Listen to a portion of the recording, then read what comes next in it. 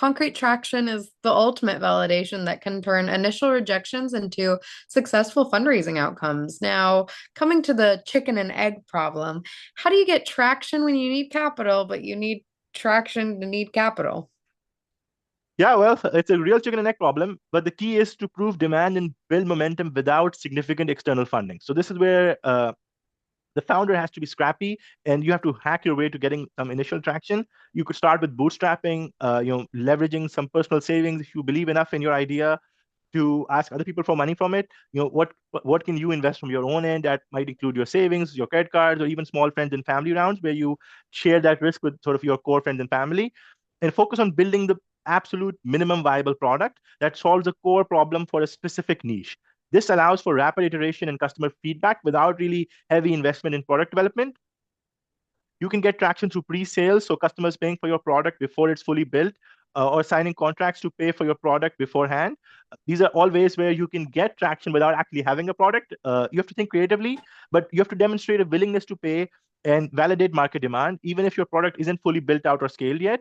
And you can start building momentum in a community and attract an audience beforehand. So some startups can even validate demand by just building an Instagram channel and making content and getting people to follow and demand for that product to be built out. And these are all things that can help you raise capital. You could build an email list, engage on social media. This organic engagement can signal market interest without really a direct product being built out yet. Early stage SaaS companies often attract users through insightful blog posts about industry problems. And instead of building out a full product, they might manually deliver the core value proposition to your first users. This can help you learn, validate, and gather feedback quickly without heavy development costs, as well as generate revenue in many cases.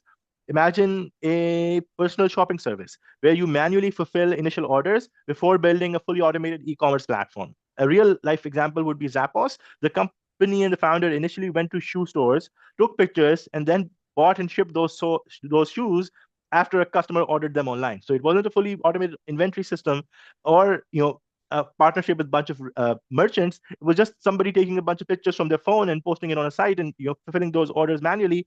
But that allowed them to validate the demand and traction that could later transform into a fully built out product. If you're building something that has a sort of virality component to it or is a consumer facing product, platforms like Kickstarter or Indiegogo can help you crowdfund. And that's a great way to sort of raise initial capital and validate demand simultaneously. Angel investors are also very helpful. These folks are often more willing to take risk on early stage companies with less traction than VCs, especially if they believe in the team and the market. And there's also non-dilutive funding sources like government grants or startup competitions. And at core, any form of early validation that you can get, be it like a few highly engaged users, positive feedback, a handful of early adopters willing to pay, all of these things can help signal to investors that you have something that people want. This initial momentum can demonstrate to VCs that that what you have is not only an idea, but also a business with potential. If you found value in this episode, make sure to just subscribe or follow, leave a comment, or share it with a friend.